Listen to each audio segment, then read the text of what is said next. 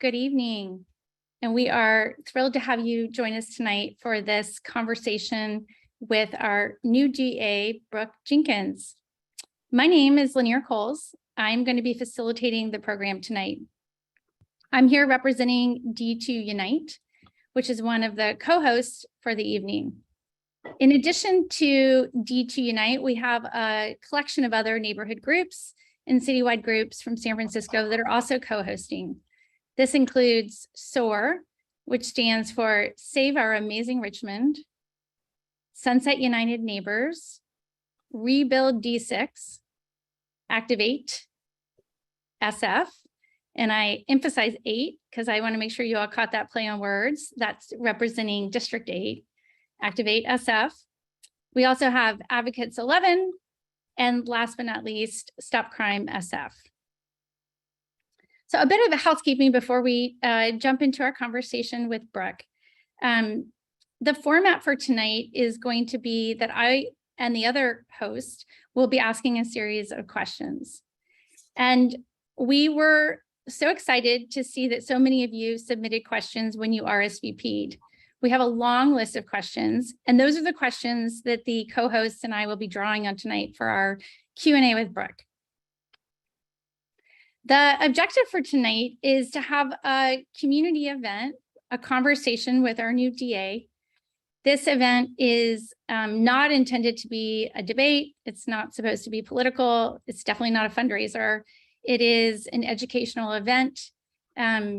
We hope you find it informational and thought-provoking and that you enjoy this hour together with us. Now, I'm just going to give a little bit of background about Brooke before I turn it over to Brooke. I know you don't need a reminder, but on June 7th, we had a historic recall election in San Francisco. And 55% of San Francisco voters elected to recall our past DA. Mayor Breed then appointed Brooke Jenkins to be our new DA in mid-July. Brooke will serve as DA until November 8th, when, believe it or not, we're going to have another election, so brace yourself. And at that point, voters will decide if Brooke will continue to serve out her predecessor's term, which goes until 2023. Now, when Brooke was appointed by Mayor Breed to become the DA, Brooke came with experience. She served in the San Francisco DA's office from 2014 to 2021. Brooke has a law degree from the University of Chicago. She attended UC Berkeley across the bridge. And in addition to being a prosecutor, she's also a mom, and she's a San Francisco resident. So with that, Brooke, I want to welcome you and thank you for joining us tonight. Thank you, and thank you so much for having me. You know, one of the most important things that I've tried to do over the last 45 days or so as the DA is to really introduce myself and connect with the community so that people really understand what my vision is for San Francisco through this role and how I'm planning to go about doing the work in the district attorney's office. So I really appreciate the opportunity to engage in this dialogue. Well, we're glad you're with us. We know you're incredibly busy, and so we just appreciate you making time to be with us tonight. I think to get started, what we would love to hear is, what have the first 30 days on the job been like? What are your kind of preliminary impressions, and what have you been up to? Yeah, so it has been extremely busy. I conceptually knew about the challenges facing the DA's office internally from, of course, working here under the prior administration and then learning more of the issues even after I left briefly. But, it wasn't until I returned here on July 8th that I really got to see up close just what we were up against inside of the office. And when I say that, I mean, when I arrived, multiple members of the executive team were on extended leave. They were unavailable to do the work. We had young attorneys in the office really struggling with needing guidance, many of whom were overwhelmed by significant caseloads. Most of the management team in the office had no prosecution experience. And so attorneys really even didn't feel that they even had guidance when when management staff was here. And the office, quite frankly, the structure of it had changed significantly. And so we needed to do, make some changes immediately that would allow us to be more effective in the way that we're handling cases. And so my immediate priority right away was to make sure that the office had a management team comprised of experienced prosecutors. And so, most people are aware that I did, have to release a number of people in that early time to make sure that those who were leading this office were committed to public safety. We're committed to doing this work in a balanced way that I think not only that serves as for accountability, but also makes the system more equitable and fair, but also people who had significant prosecution experience and who knew how to do this job at its core. And so that was a big part of the initial time period, was me making sure I was bringing in a very diverse staff. And again, people with significant experience in various different areas within the office. And so that was the initial part of the job. From that point forward, it's been a lot of work to adjust and to work and to change policies within the office. I didn't want to come in and sort of just issue marching orders without having any discussion with, again, a very experienced team of managers within the office, taking insight from attorneys on the ground, taking insight from the community. And so what I did was really take it one policy at a time, trying to make sure that we were making changes to the way that we were handling cases, so that we can, again, ensure that the public is kept safe and that we're seeing improvements in the conditions out on the street. And so one of the early policies that you saw me roll out was the new way that we're going to be dealing with drug cases, particularly the sale of fentanyl. I wanted to make sure that that was an immediate change, because as we all know, lives are being lost every single day. Multiple lives are being lost every single day in this city, and we can't afford for that to keep happening. Additionally, people can't continue to live in an environment throughout this city where drug dealing is really overrun their communities. And so I came in right away, asked for a review to be conducted of current cases that are open where plea offers had been extended, to find out just exactly what was going on more closely under the prior administration. And so that we were able to withdraw pleas in about 30 cases that we felt were far too lenient. And all those cases involved the sale of fentanyl, and as well change the way that those cases are being handled and resolved. No longer are we going to be just handing out misdemeanors in these cases involving the sale of fentanyl. We're not going to allow those who are selling that drug to clog up our alternative courts that are designed for people struggling with addiction. And so what I saw and what I learned was far more disturbing than what I even knew when I came in. Like I said, to see people who are in possession of, some even 500 grams of fentanyl at one time being permitted to receive dismissals because they were permitted to go through the courts that are designed for, again, people who need rehabilitation for substance abuse, was just something that no longer could we sit by and just allow to happen on our watches anymore. And so that was a big part of the first 30 days.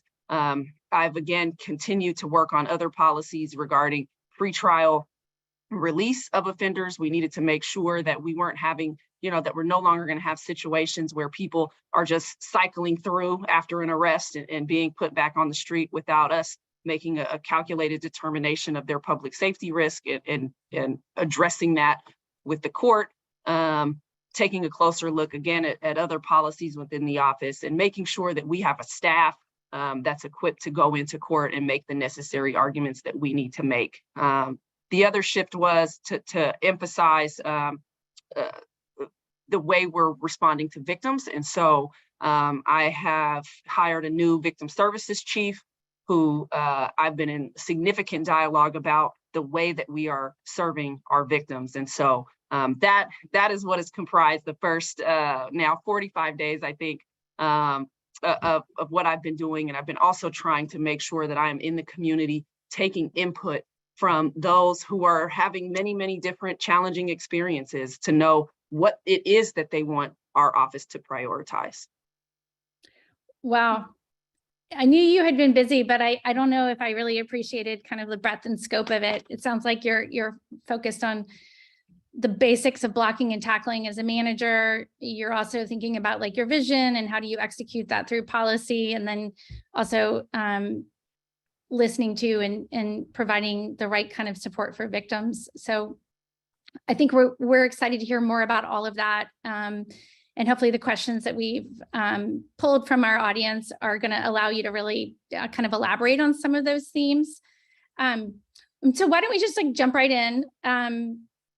We had a whole cluster of questions about drug dealers. No surprise. We had a question from Stephanie in D1 and Martha in D8, and they both focused on like, when is the DA's office going to start prosecuting drug dealers, which you already began to address. And I wanted to add my own kind of nuance to this question around drug dealers by talking about the war on drugs. So that started with Nixon in the 70s, and we had several decades of the war on drugs, which led to mass incarceration.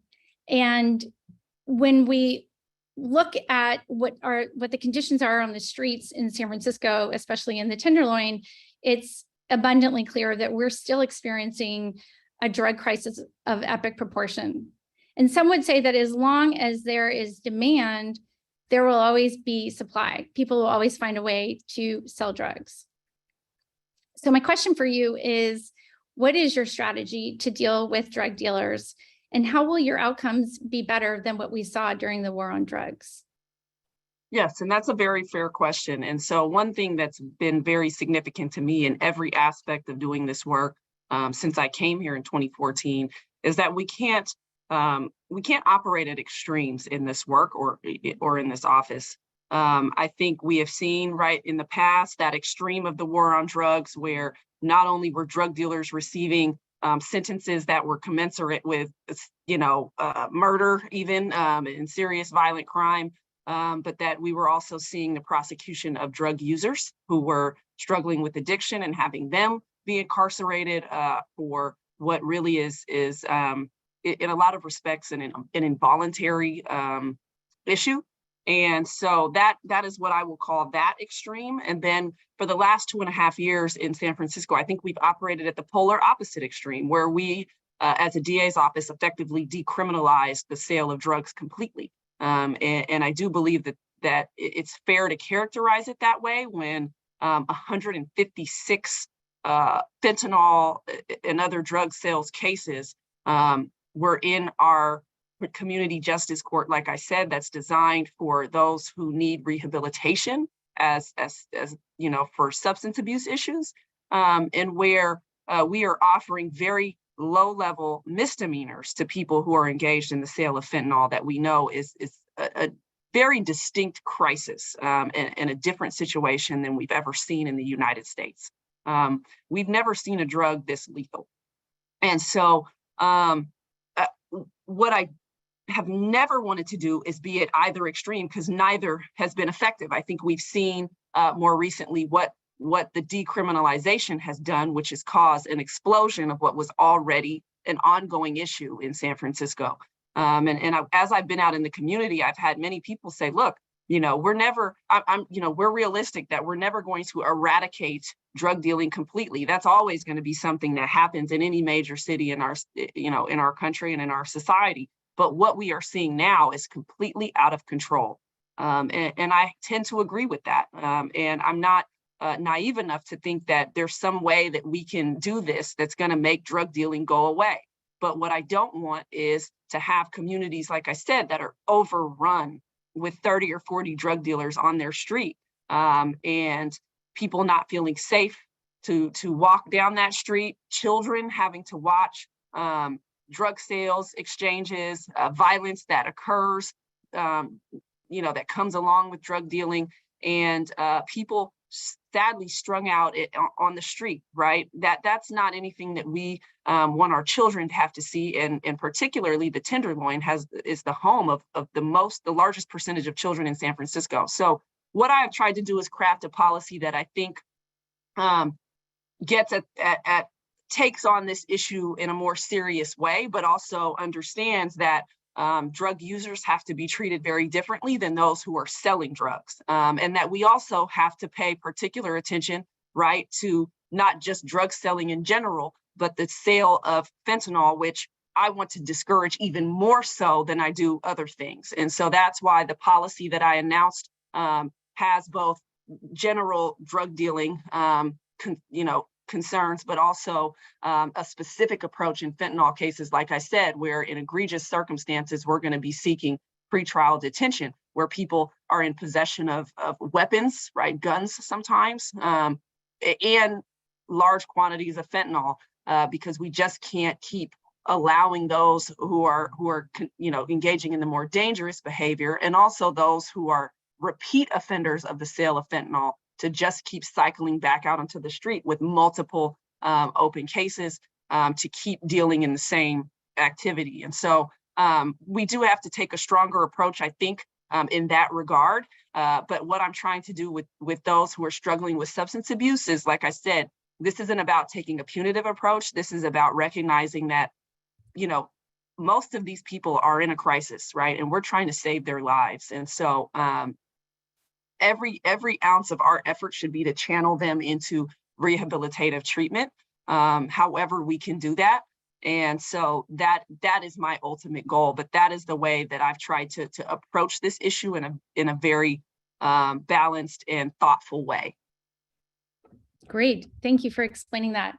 I think many of the people who submitted questions around drug dealing are waiting with great anticipation to see the difference on the streets. So I know there's more to come there.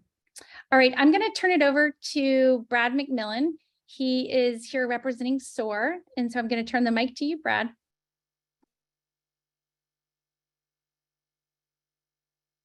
Oh, I think you're on mute.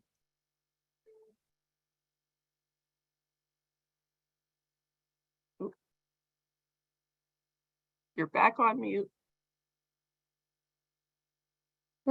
Yep. Unfortunately, Brad, we're not able to hear you. Can't hear me? Yes, there we now go. we can hear you. Oh, Great. okay.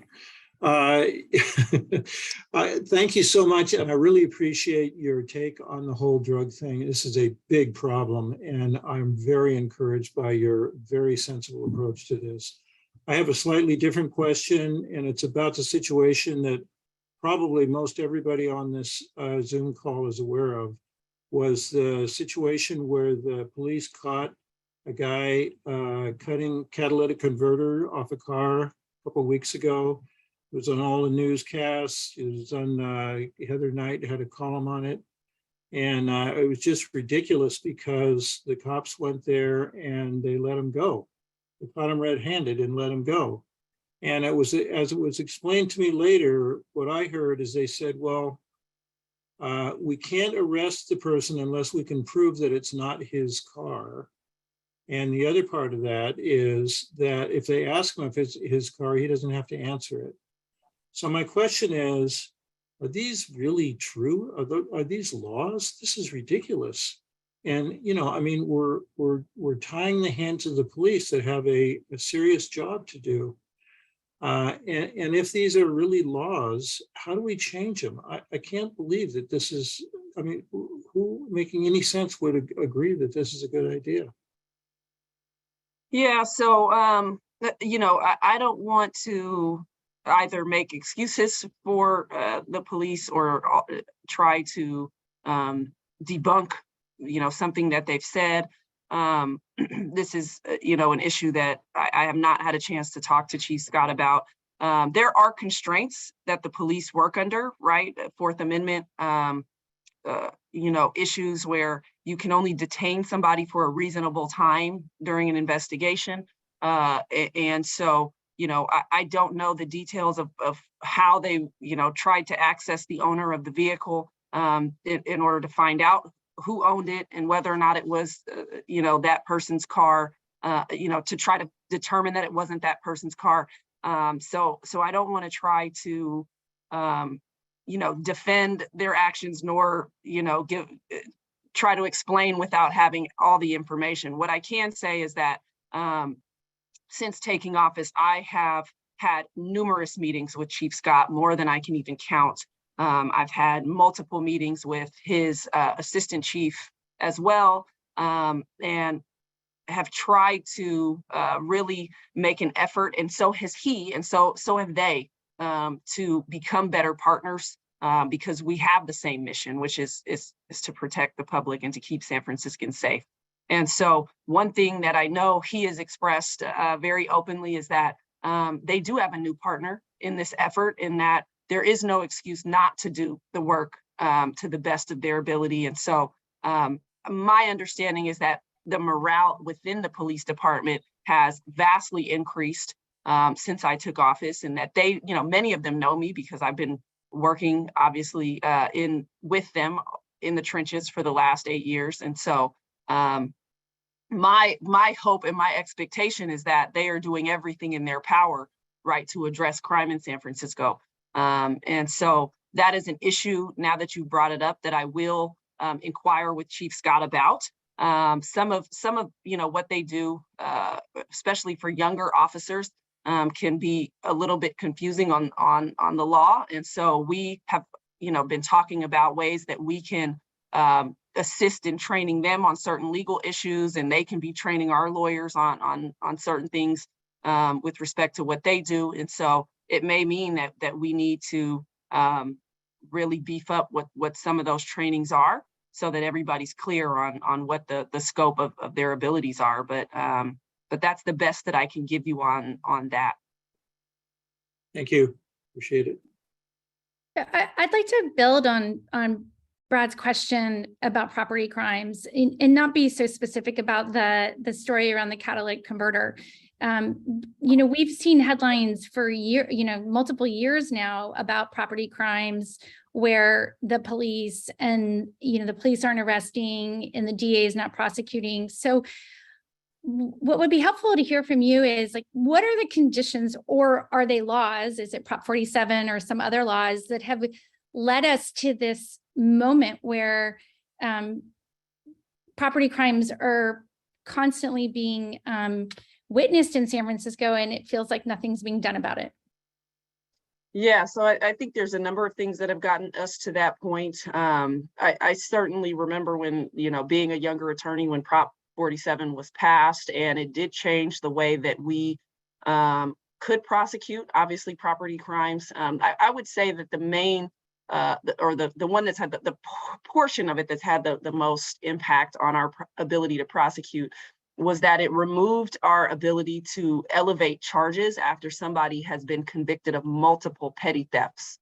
So we used to be able to, after somebody had been convicted of 3 misdemeanor petty thefts, we were able to elevate the next offense to a felony, regardless of sort of the value of the items taken, because, right, they were demonstrating repeat behavior. And Prop 47 removed our ability to do that. And so what that did was obviously minimize the consequences for subsequent conduct.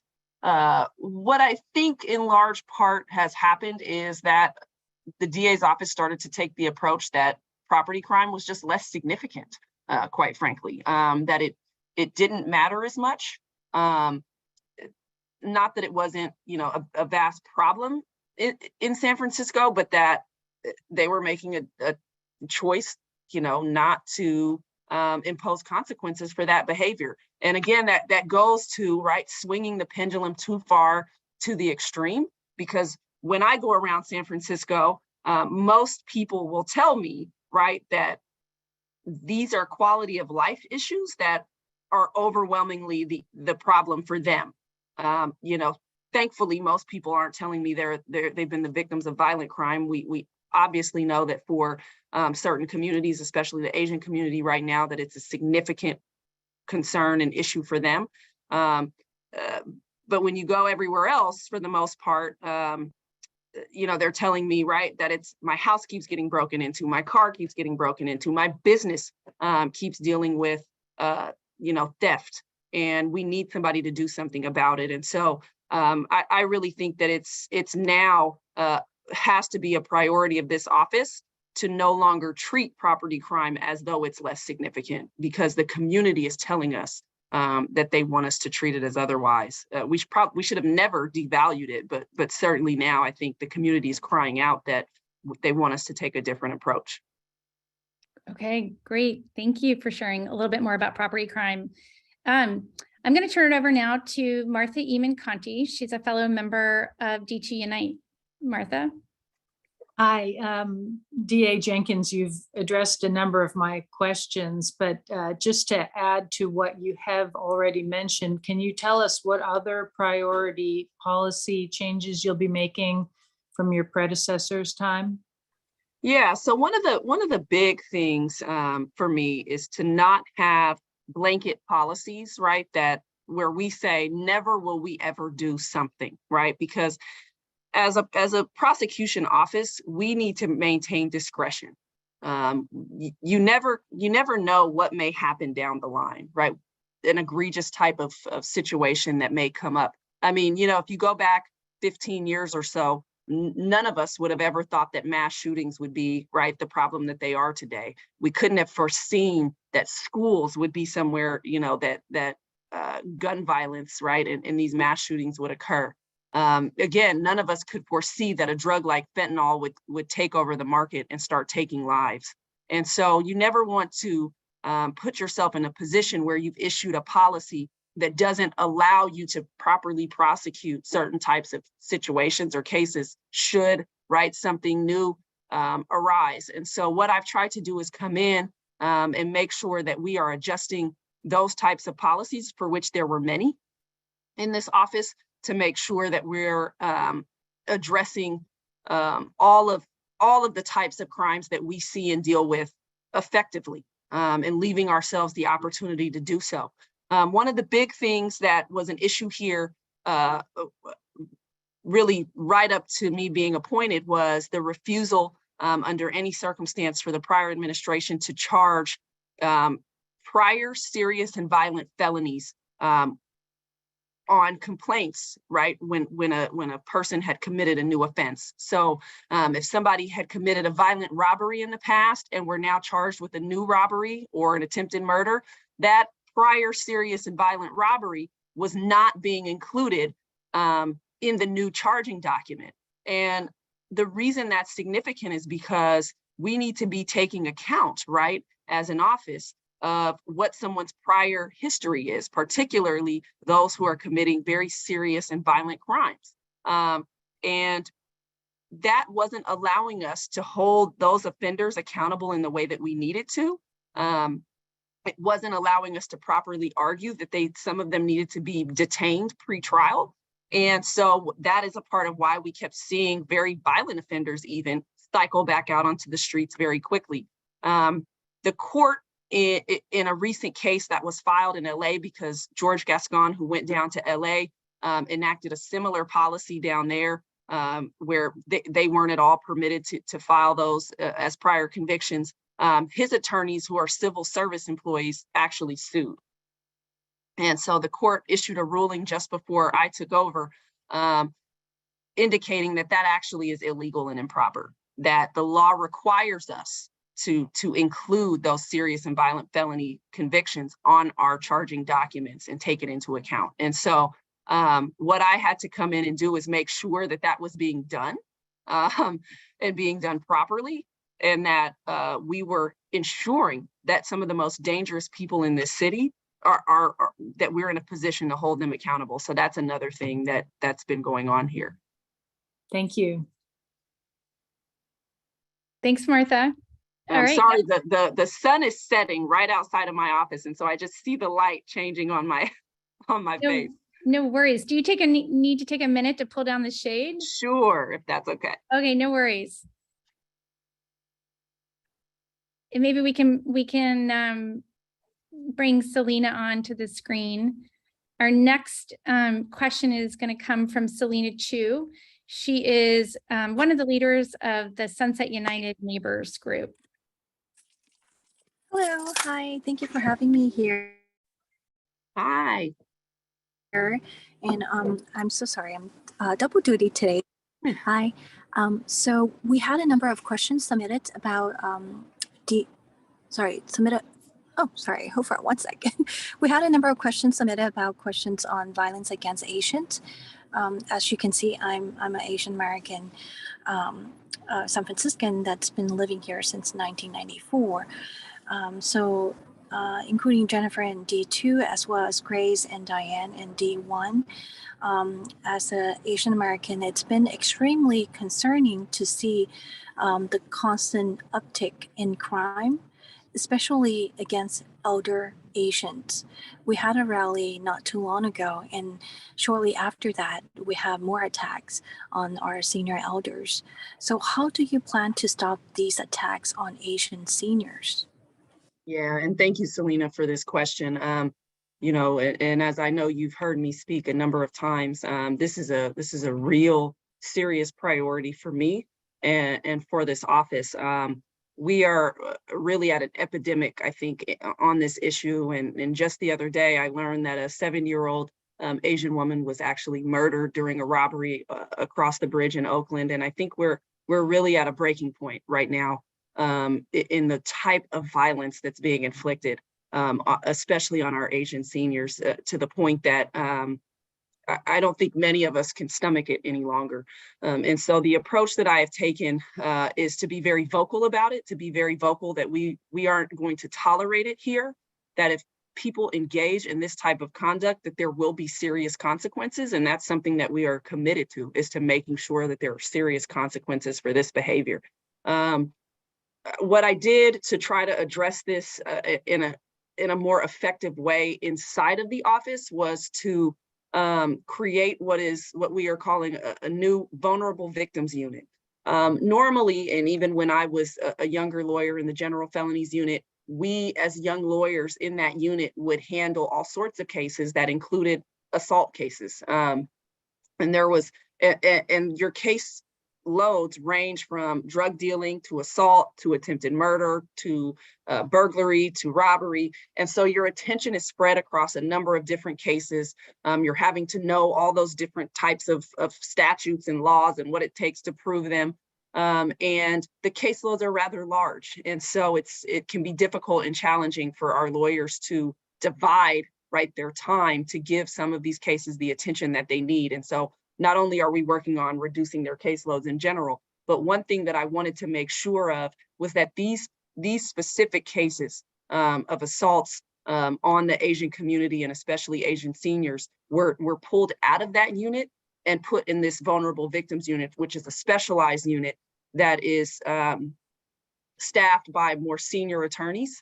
Right now, we have one particular lawyer who has been here for, I think, 15 years. Who has handled elder abuse cases in the past and is fully equipped not only to prosecute that case to trial, but also has been doing this job long enough to insist in additional investigation that needs to be done on some of these cases, not only to prove the guilt of the accused, but to make sure that these cases are charged adequately. Charging a hate crime sometimes can be very, very difficult. It requires proof of motive. And when the police arrest, we only have 72 hours to make a charging decision. That oftentimes doesn't lend itself to the necessary investigation into motive, because there are other ways that we can look into it. And so I wanted a senior attorney who was able to assist in directing that additional investigation, and who I asked to oversee that unit was a new chief in our office, who is the chief of the Vulnerable Victims Unit, Nancy Tung, who I know is very, very dedicated, obviously, to this issue as a Chinese American, and is in touch with the community about what's going on. She's the point person for SFPD when these incidents happen, which is also something new, that we have a specific point person in the office that SFPD can communicate with in real time.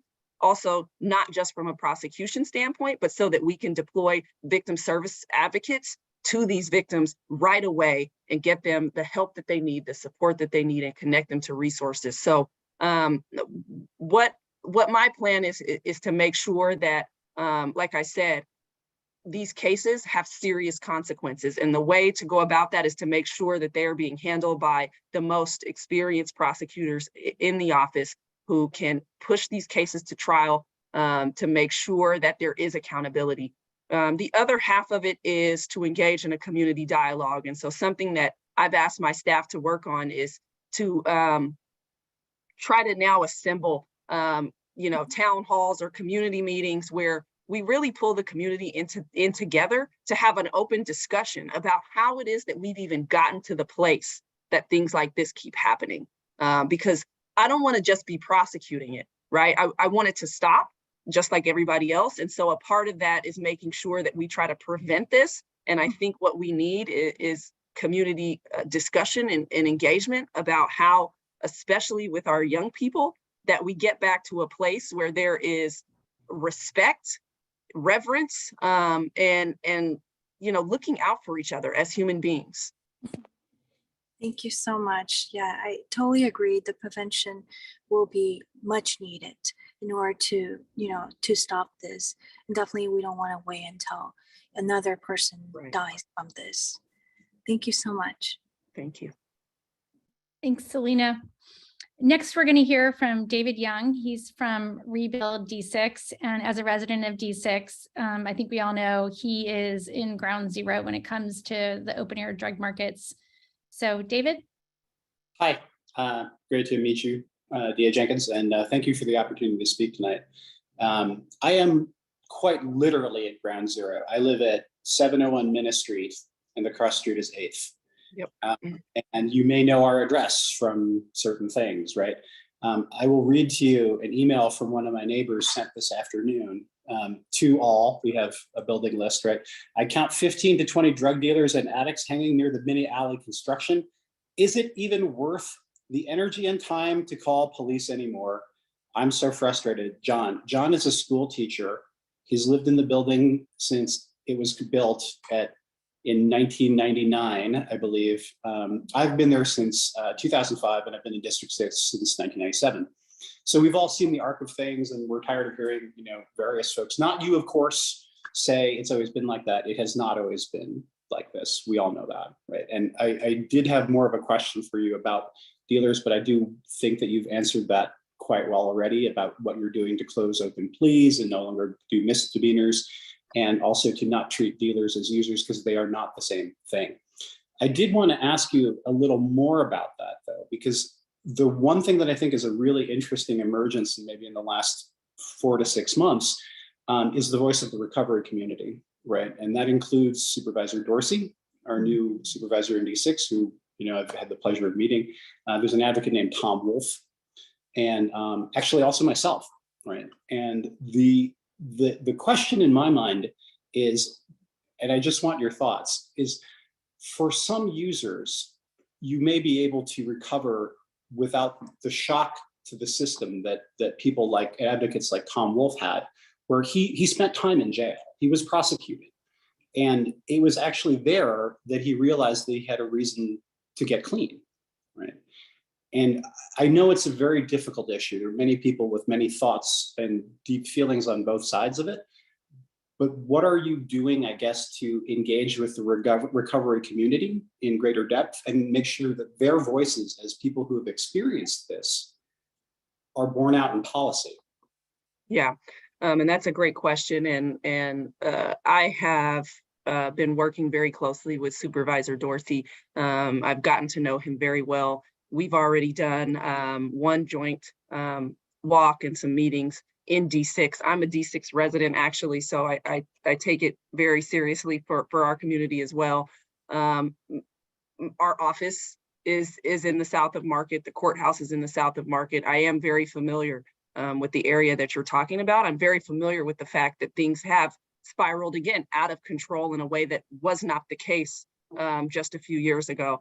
And so one thing that, and I do know Tom Wolf, and actually have sat down with him for over an hour hearing his story and pestering him with questions so that we can be serving this population better. One thing that I will say is, you know, there's sort of two sets of folks who are that come two different ways that people struggling with addiction come into our jurisdiction here at the DA's office. Some come in having committed some type of crime other than engaging in drug use. So theft in particular is the most common, of course, trying to, you know, get the money to supply their habit. And so what we try to do there is, of course, not just say, okay, here's your excuse, goodbye, but is to use that as the hook, right, to get them into recovery. Just like Tom's story. What I don't ever want to do, because Tom's story is very specific, I don't want to be, you know, taking those who are struggling with substance abuse and penalizing them instead of the dealers. But if they come to us in a certain way, like I said, having committed some type of crime, that's where our drug court, our community justice court, our drug diversion, where we have a number of different ways to help them, to kind of propel them into recovery, to incentivize them to get into recovery. Because as we know, right, self-motivation is very hard in these situations. And so sometimes it takes that hook for people to say, okay, you know, finally. And so that's the way that I see that. With respect to open and public drug use, which is something that SFPD is trying to address as well, because we don't want to have, right, the situations we have. I drove by somebody the other day sitting at a bus stop ingesting fentanyl. It's not something that we as a city should accept. But again, I want to be very sensitive to the fact that, again, that signals to us the person is in crisis. And so we are looking at ways to have SFPD cite them for that use, that public use, and trying to see if we have somebody that we not sort of deal with them right away, but that if it's somebody who is cited a certain number of times for that public drug use, that we then, right, take them and use that as our hook to get them into treatment. And so, because that really signals that they are in crisis. So there are things that we are doing and a solid approach that we are taking. And that's why it's so important that I not fill up these courts, right, these opportunities with people who are just selling. I can't have that. It has to be that those spots, those very valuable programming spots, are reserved for people who really need the help. That makes sense. Definitely support that. Thank you. Thank you. Yeah, building on David's question, is it easy for the DA's office to determine whether or not someone is committing crimes, but they're also a drug addict versus the opposite? Yeah, so that's where we depend on the defense attorney, right? They provide sort of the avenue into what's going on with their client. And there are ways to verify if they're actually telling the truth. Obviously, drug testing is a part of that to see, does the person actually have something in their system that confirms that they are in fact a user. And so, you know, one thing that happened over the last 2.5 years is that the requirements for the programming were all but thrown away, because again, most of the people in these courts weren't actually struggling with these issues.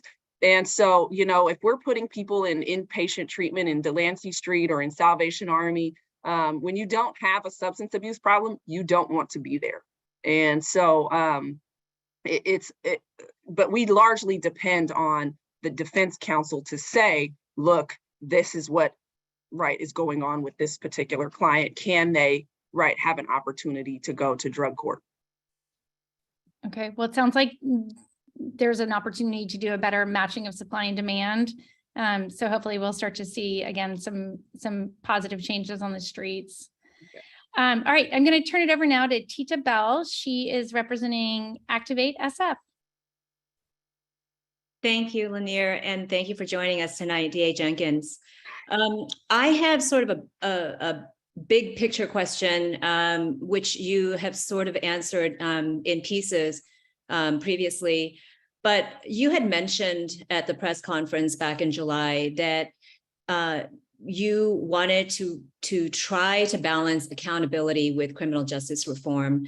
And you've already mentioned how you were going to, your administration was going to start treating property crimes differently. And you were just talking about, treating users differently from dealers.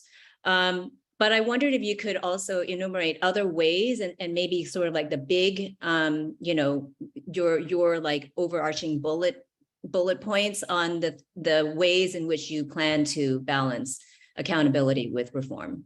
Yeah, and so one of a few of the main things are this, and I really think that a progressive prosecutor, right, somebody who wants to move away from sort of what have been the defaults in this system of just incarcerate, can't just rely on release, because that's what hasn't worked over the last 2 years, but rather that we have to be innovative and creative in forming alternatives to incarceration that actually rebuild lives. And so that's one of the ways that I think I see myself as a reformer, is that I want to, in particular, to specific things, is to enhance our young adult court, which is a specialized court for offenders 18 to 25 who get accepted into that court, and they have access to to case managers. They get connected to resources, be it whether or not they need certain types of rehabilitative treatment.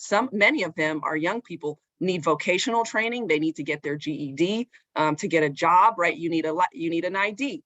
Many of them don't even have that. And so the case manager really works with them to figure out what their specific, challenges are, and to connect them to the resources that they need.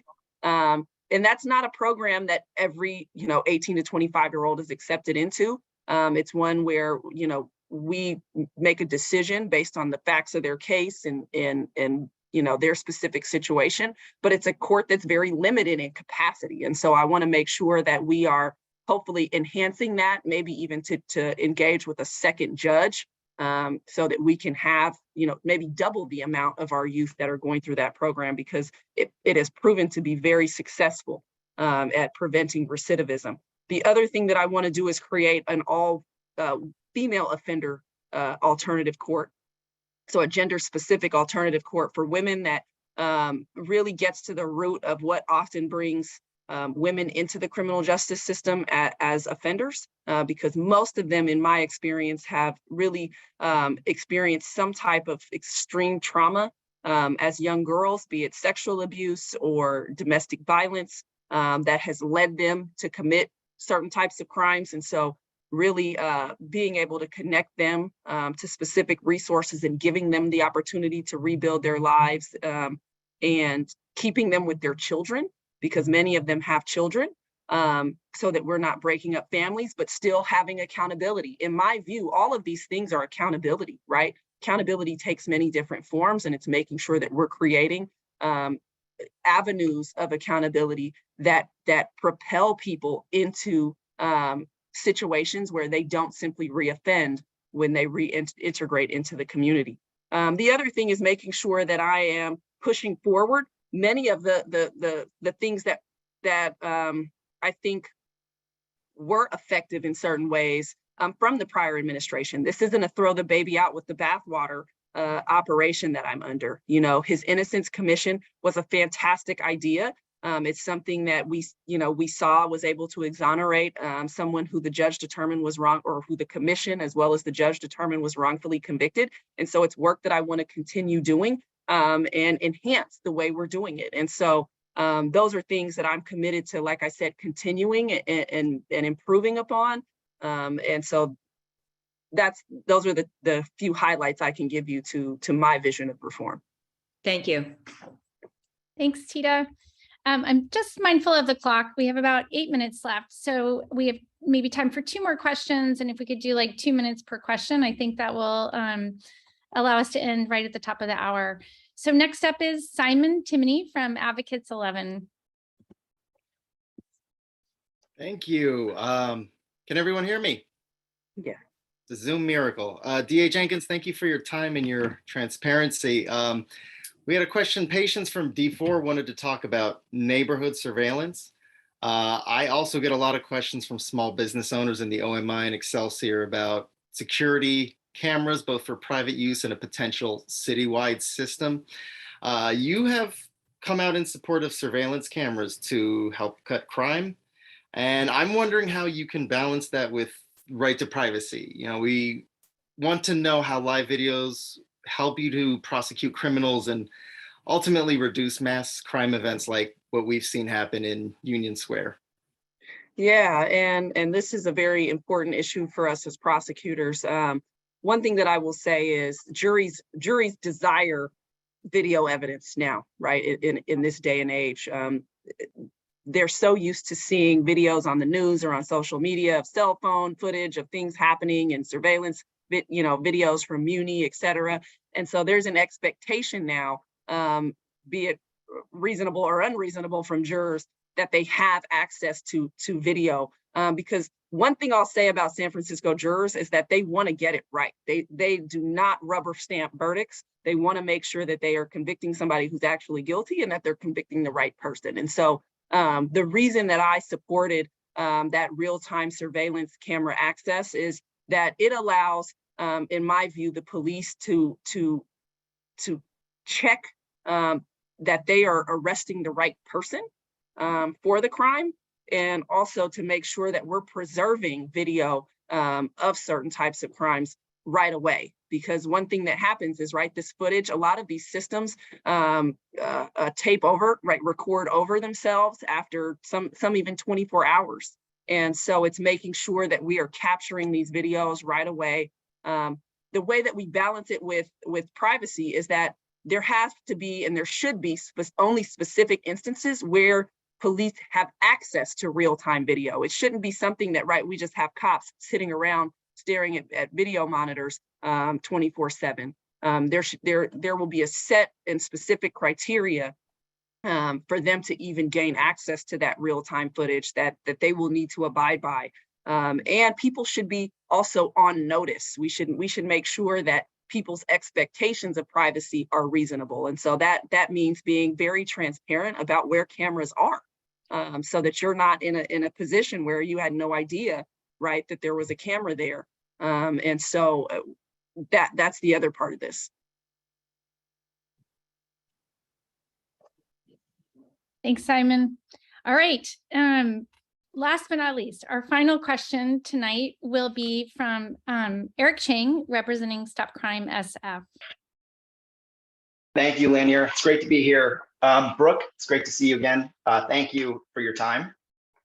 As the district attorney, you're not in charge of homelessness and you're not in charge of mental illness issues in the city, but at the same time, there is a connection between these issues and crime. How do you plan to collaborate with other city or state departments to try to solve these problems? Yeah, and so I actually just had a meeting with Chief Scott and other members of his team, as well as my chief assistant on this issue in particular, which is that we are going to have to come to the table with other city agencies, Department of Homelessness, Department of Public Health, et cetera, about having a uniform approach to dealing with this particular issue. Again, there are some quality of life issues that we cannot simply prosecute our way out of, right? I can't prosecute someone for being homeless. That one is it's not a crime, and two, wouldn't get us very far, even if I tried. So it's being mindful that if somebody is breaking a law, right, and we know that it is connected to their unhoused status, that we are connecting them with the necessary resources to get off of the street.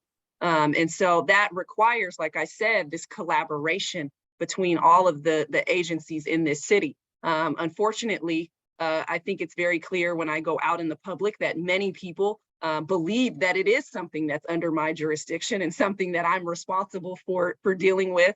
And they don't quite understand sort of it precisely what the DA's office does. But I am committed to helping the situation. And so as a part of that, it's going to be that we try to bring these agencies all to the table at once, so that we can come up with a unified strategy to be tackling the problem, so that people aren't walking out and having tents all over the street, right outside of their homes and their businesses, but that it's an immediate connection to the resources that these folks need to be housed. Thanks, Brooke. Thanks, Eric.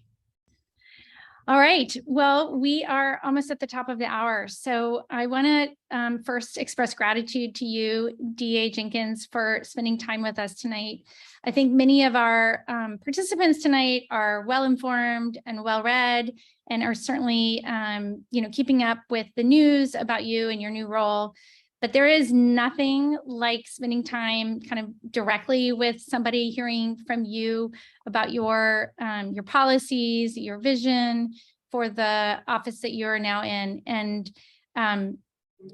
we are all wishing you the best of luck, and we will continue to watch you as your career progresses, and of course, as you enter into election season in November. So thank you.